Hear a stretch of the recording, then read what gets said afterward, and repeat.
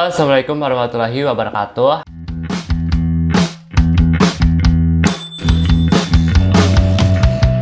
Ketemu lagi dengan saya, Mustafa, di channel Mustafa KR.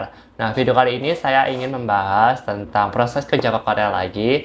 Jadi buat teman-teman semuanya yang belum tahu channel ini membahas tentang proses kerja ke Korea dan lain sebagainya tentang PMI yang ada di Korea Selatan. Nah, di video kali ini saya ingin membahas kenapa sih di Korea kok lama gitu ya, pemberangkatan untuk kerja di sini di Korea dengan visa E9 di program C2G melalui BP3MI, BP2MI ya teman-teman semuanya.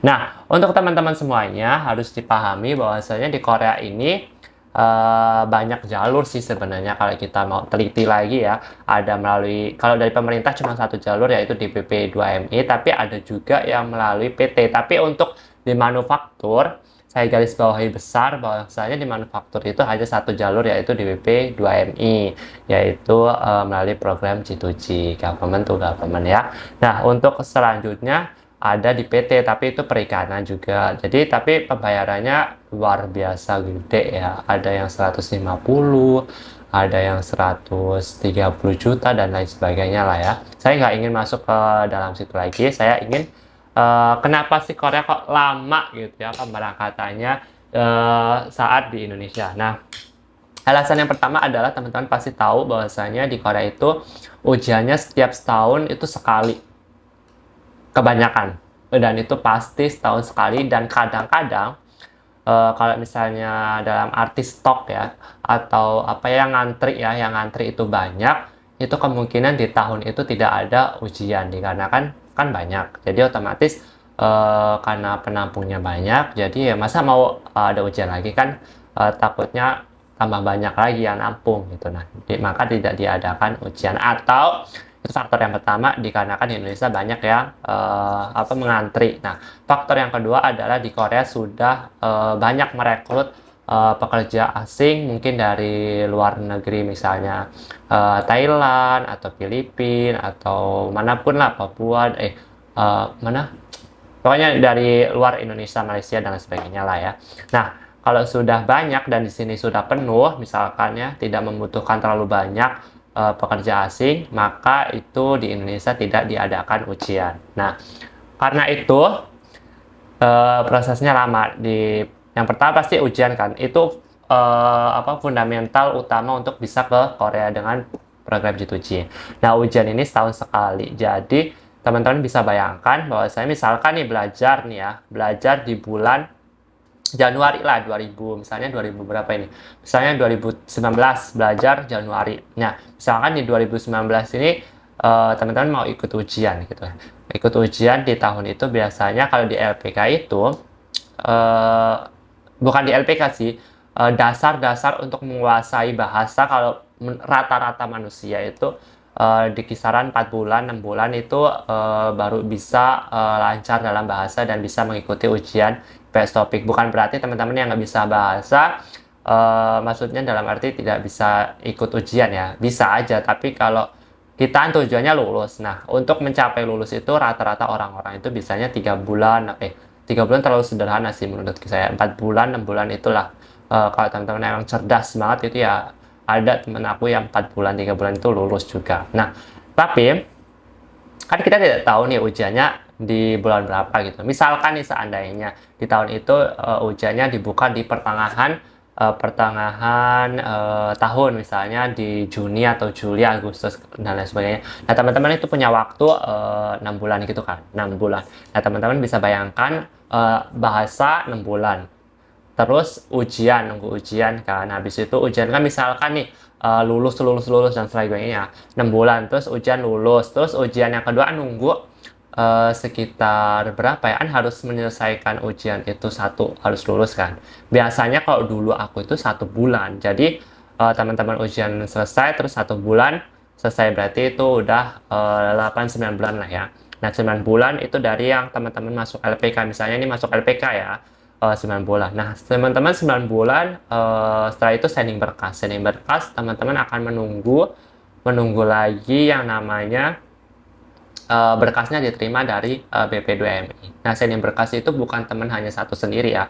Se-Indonesia sending berkas biasanya itu kan waktunya dipatok nih, sama BP2MI dibuka pada waktu ini dan sampai jam segini gitu ya.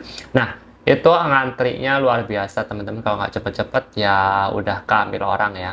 Nah, biasanya kalau nggak bisa upload hari itu ya besoknya lagi karena ngantrinya udah terlalu penuh. Nah, sending berkas ini penting ya buat saya untuk melaju teman-teman lebih cepat atau tidaknya pemberangkatan, yaitu faktor teknisnya lah, nanti ada faktor hoki juga. Nah, faktor teknis ini mungkin mempengaruhi juga untuk pekerja perempuan juga. Jadi teman-teman semakin cepat sending, itu akan semakin cepat mempengaruhi teman-teman dapat SLC atau surat kontrak panggilan untuk kerja di Korea Selatan. Nah, itu dari sending udah 10 bulan lah ya, kita bulatin 10 bulan. Terus habis itu teman-teman nunggu apa yang namanya SLC dulu, SLC.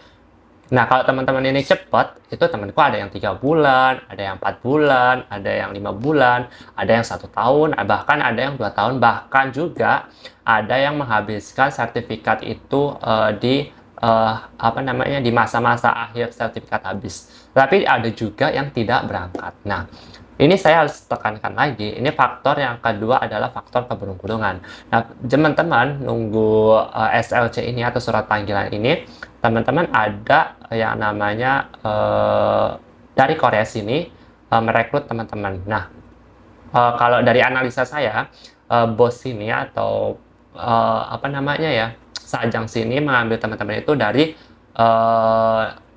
banyak data. Yang pertama adalah wawancara. Teman-teman kan nanti ada tes skill yang namanya tes wawancara. Nah, di situ dilihat dari segi bahasa, dari segi gestur, dari segi badan mungkin ya, itu melihat keseluruhan.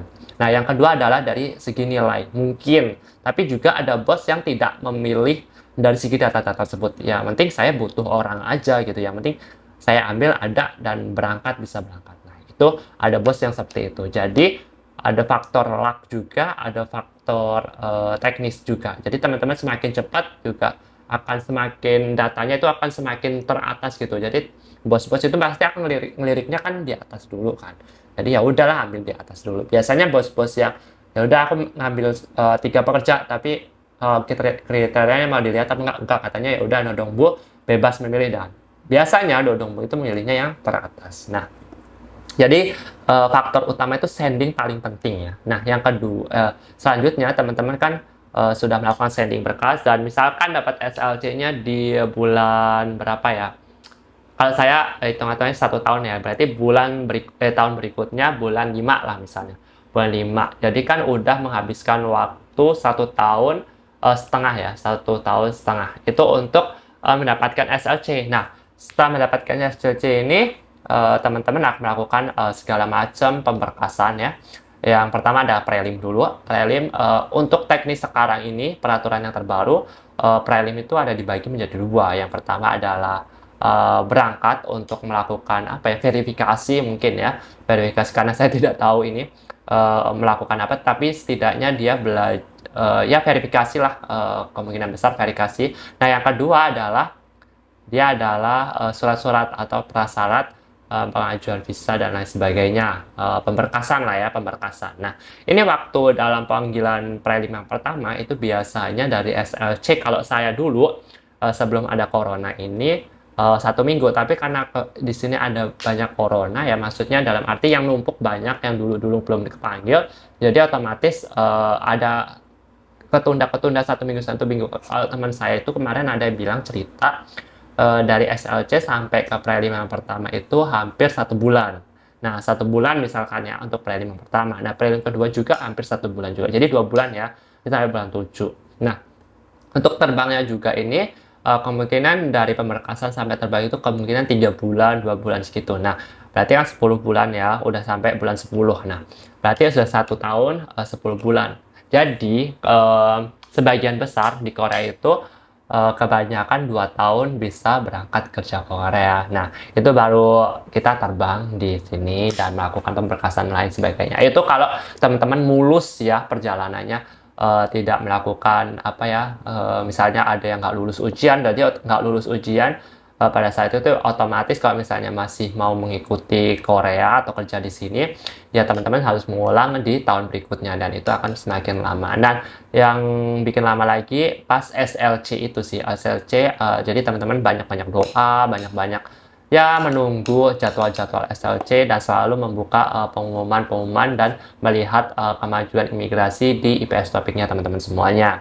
Nah, jadi alasan yang paling utama adalah di pada saat sending menurut saya. Di saat sending, teman-teman kalau semakin cepat ya semakin berangkatnya semakin cepat juga. Jadi berdasarkan survei saya juga banyak sih teman-teman yang cewek juga semakin cepat kita apa namanya sending itu akan semakin cepat juga kita dipilih oleh bos-bos yang ada di Korea ini. Itu teman-teman. Jadi buat teman-teman harus pikirkan juga waktu yang begitu panjang proses kerja Korea ini. Oke, itu aja mungkin dari saya.